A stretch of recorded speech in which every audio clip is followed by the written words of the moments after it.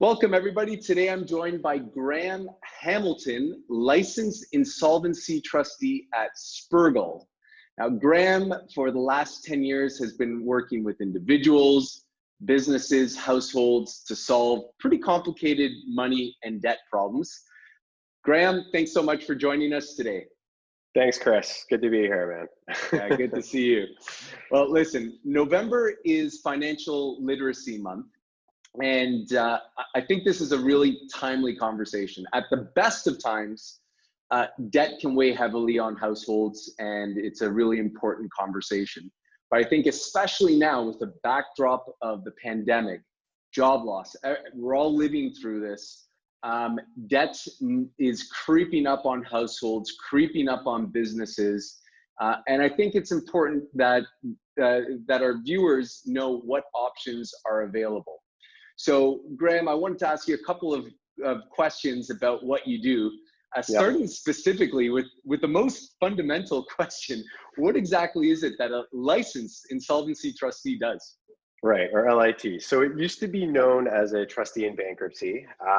And what they do is they are the only people that are able to access the Federal Bankruptcy and Insolvency Act, which is the legislation that, as you said, individuals, households, and firms can access to restructure their debt, restructure their affairs.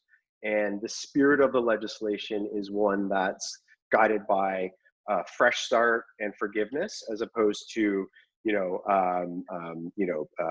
being punished for what is often an honest and unfortunate person just coming through difficult times, right? So we are the ones that a business or a person calls, and we are licensed by the federal government. We have our own body that regulates us.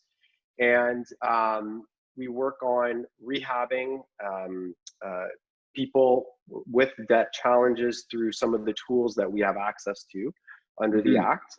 It is bankruptcy and or insolvency that we work with. And we're here to really get people back on track to whether they've had job loss, a divorce, a healthcare issue. Hopefully they'll get their forgiveness and fresh start, move on, right, and come back fighting, right? Yeah, I love that term. Forgiveness and refresh. Is that what it is? Refresh and forgiveness? Fresh starts. Fresh starts and forgiveness. The double F. Yeah. Got it. I mean, if you think about it, right, you got, just speaking with it being Financial Literacy Month, so many people just struggle with making a budget. Doesn't matter what your income level is. It's not the easiest life skill to do. And, I know that they're trying to emphasize numeracy more at the school level so that someone finishing high school will know how the credit card works, right? How does interest work? How do I go from, why should I not be getting maybe a payday loan, right? So I think it's good. I think the right thing is that we're the ones, if you were to call 911 for your wallet, we're on the other end of the line, right? And I think that's that's our role, but it's really to help, right? We're not judging because so many people use it, use our services. It's really just, what's the situation? How can we help? Right? Not like you did what, so that's us. I appreciate that. Yeah, no, there's a lot of emotion tied up with debt. As a mortgage broker, we're talking about money as well. It's a very personal, intimate matter.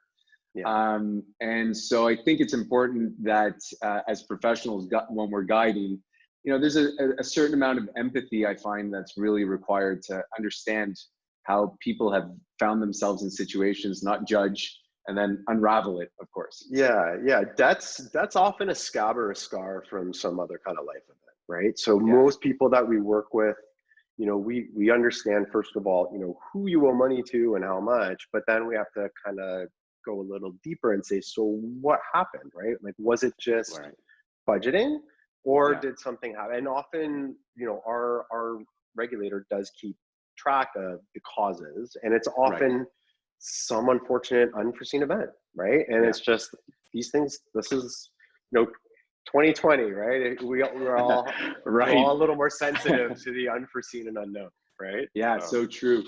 Graham, let me ask you, you know, because there are varying degrees of debt problems, varying from, you know, the credit card that you just can't seem to get on top of to full blown maxed out on everything. So, at what point would somebody need your services? Where does debt start to become a problem for somebody? Yeah, I think it's when, you are, again, it starts with your budget and you are not paying down anything more than the minimum monthly, you've got a problem because Yeah. you look at the back of those credit card statements and they say, it's going to take you 67 years to, chip away at this debt if you don't. So, Right. so if someone is carrying multiple debts and they're not paying down more than the minimum monthly payment, they're just going to be treading water, right? Yeah. And they're not going to be reducing it. And that's the first warning sign, right? If you're then having to use your credit card every month, so Right. that's kind of where we look at, just grandma advice. Are you making more? What are you able to balance your income and expenses without using credit? Right. And then, with that said, do you have something either that you're putting away for retirement or you're putting to pay down your debt? And if Right. you're not doing either of those things, usually they're going to have to call us, right? Because interest moves one way. Yeah. So, yeah. Graham, let me ask you, are you providing services, preventative services upfront, where if somebody finds themselves in that situation, that they can start to get guidance from you and the Spriggle team? yeah. So first of all, our intake, or the front end, everything is free and confidential, right? So someone is calling us and we're going through, again, I use this medical analogy. We're really doing a quick financial physical, right? So Yeah. it's not like we're auditing them or asking for, extensive information, but we want to kind of hit those points of, what do you do? How big is your household? How much money do you have? What's your rent?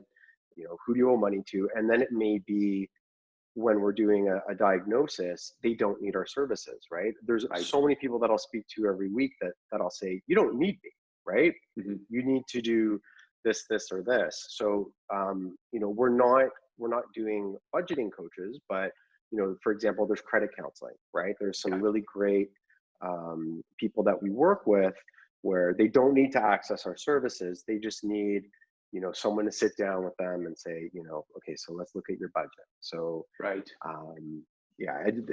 we work with whoever calls us, even if they're not eventually an end user of our services, right? Right. So, right. That's really helpful. And I think that's really important to understand, is that there is help out there for anybody who's struggling with debt, because again, going back to the shame, to the emotional aspects of it, kind of something you bury in the closet and don't talk about openly.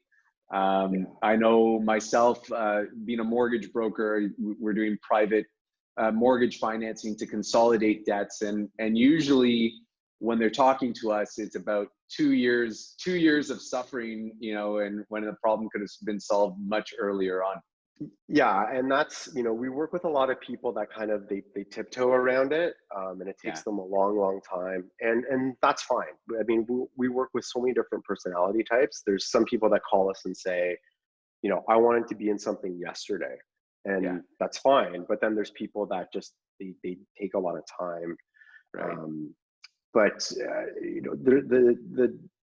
the people that have to do something aren't doing themselves really any favors, because the interest just keeps rolling and rolling. Like, if you're already at that point where you are in trouble, the best advice is to just kind of contact us and then proceed with a good pace, and not maybe call us every 6 months, right? Because what the insolvency system works under confines of time. So whether you're doing some kind of a settlement with us or you're filing bankruptcy, they're all date driven. Right. So if you're in bankruptcy for 9 months, it's 9 months. You may as well start that 9-month process, right? Not right. And a lot of these settlements are structured over 60-month payments. So then, why not start the count? It's the countdown, right? So, yeah. And actually, that's a really good segue, because I wanted to ask you about what tools are at your disposal. I guess there are varying degrees depending on the circumstances of your clients, but really, what tools are at your disposal to solve some of these debt problems? So the first, I think, as I said before, we do a diagnosis. So first of all, in order to access our services, you need to meet the legal definition of someone that's insolvent, and that is someone that owes at least $1,000 and basically has more debt than assets and can't meet their obligations as they become due. So if someone calls me that says, I have equity in a home and I've got credit card debt, but the skew is off, then I'm going to send them to someone like you that's a mortgage broker and say, look, you have a solution within the equity in your home that you can work with a mortgage broker, access that equity, take out your high interest consumer debt, and you don't need to do a filing with me. You're gonna lose your equity, but you don't have to do an insolvency filing. At the same time, there may be somebody that has really high income and they're just not great at budgeting, and they have a really manageable amount of debt. It may be 2 credit cards with 2 creditors. They can figure out a plan where they may not need to access our services. So those are the things that we try to do first. Also, loan consolidation is another thing, right? But again, if someone has not the greatest credit, that may be challenging. So those are the kind of the first solutions without using us. The people that use us, so thankfully our regulator, the Office of the Superintendent of Bankruptcy, has last year's stats. So about 140,000 Canadians in 2019 did a personal insolvency filing. And the two that you can do is either called a consumer proposal or bankruptcy. So 60% are a consumer proposal, 40% are a bankruptcy. The average debt load, most people owe about $52,000 bucks. That's the average debt number. And it's about 60% of the people that are doing it are under 50. So those are the 2 tools that I have, and that Spurgill offers to Canadians. And as I said, 60% is a consumer proposal. It's a structured settlement where you're repaying back a portion of debt to all your creditors. So we deal with everybody in one basket. Spurgill's done, they've been around for 30 years. They've worked with, I think, over 100,000 Canadians, 3 provinces, 36 offices. So that, to get back to that, people feeling shamed, we've heard it all. It's rare for someone to have a story that we haven't heard. So the consumer proposal is the first thing that we try to see what you can do. It may be that you and I work together on a consumer proposal because there could be someone with equity in a home, but their debt's bigger. So they can still use your services, tap that equity, and then do some kind of a restructuring through me where it's used to settle their high interest consumer debt. So that would be... Let me ask you a question here, Graham. In general, what's the settlement amount for every dollar owed? Is there kind of an average that's possible? So it depends, right? That's where the diagnosis comes in, because we're able to put all of your debt with very specific exceptions in one basket. So personal income tax, payday loans, potentially student loans, and so if we know who your creditors are, because we've done so many, we have a bit of an understanding as to what they're looking for. And so it's not a kind of one size fits all number. Like I can't say if you hit this target. So it is a case by case basis, because some banks are different than other banks as to what they're looking for. It's a democratic process. So the creditors have to respond and vote for it.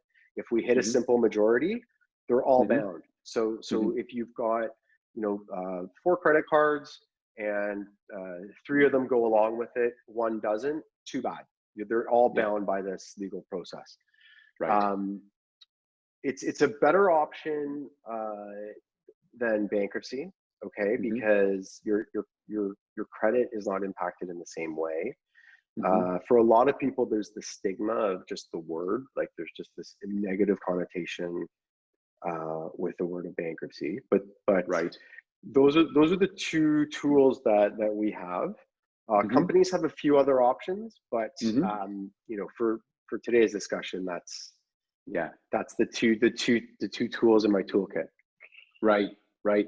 You mentioned there taxes, income tax, and arguably property tax as well. Is there a special service also provided for anybody that has income tax arrears that you provide? Well, income tax is a provable claim in either proceeding type. So, one of the things that we do for people is we make sure they're up to date with their filing. So if they come to see us and they've got, I've had people not file taxes for 10 years, we will work with them to get that decade of filing done, because then it's going to be extinguished or settled through what the insolvency type that they do with us. An important note is that you can't compromise property taxes.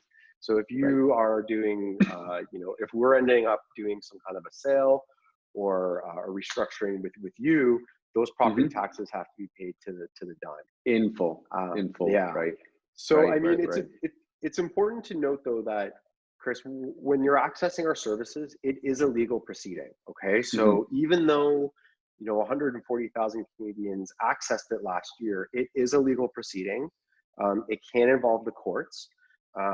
There's all these, the majority of the people that do file fall under the guidelines for a real streamlined process. It's a very efficient process for these honest and unfortunate people with just some consumer debt issues, right? There's some insolvency filings that are extremely complicated. There's sometimes allegations of fraud or transferring houses to wives for $1, right? Or so yeah, there's always some fun stuff. No, there's always someone that thinks they're smart, right? So, but for most, like, it's, even though there's such a large number, our firm's equipped to handle a real large volume of individuals and households, and I think we'll probably get to what's going to happen. But it's a very normal thing. 5 out of 1,000, right? So odds are most people know someone that's probably accessed the service. And there's also about 20-25% of the people that do it, it's their second time. So there are people that will come back and do another consumer proposal or have to file bankruptcy again. So it's not as I say, most people know someone that's used the services of an insolvency trustee. That's interesting. And Graham, so just a last couple of questions here. I want to wrap it up in the next 2-3 minutes. But let me ask you, I mean, last year, the stat was about 140,000 Canadians used the service. 2020 has been a year unlike any other that in recent history. So with job loss, with the added stresses of the pandemic and shutdowns and economic measures, what are you expecting? Are you seeing your phone lines blow up looking for your service? Are you anticipating that it will? What does your world look like right now?